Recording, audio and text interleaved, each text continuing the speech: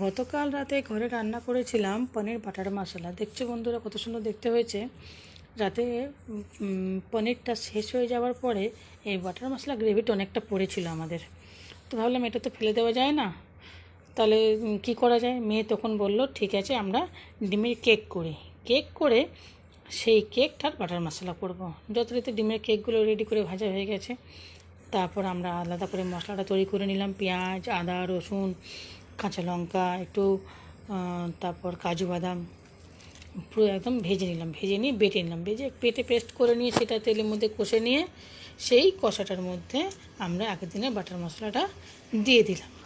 দিয়ে এবার সেই ডিমের কেকগুলো যে ভেজে রাখা হয়েছিল সেগুলো মিশিয়ে দিলাম এর মধ্যে এক এক করে। একটু গরম মশলা গুঁড়ো দিয়ে দিয়েছি। দেখো, এটা হচ্ছে হোম ম্যানেজমেন্ট, এটা হচ্ছে রান্নার মধ্যে এই ম্যানেজমেন্টটা আমরা করে থাকি অনেক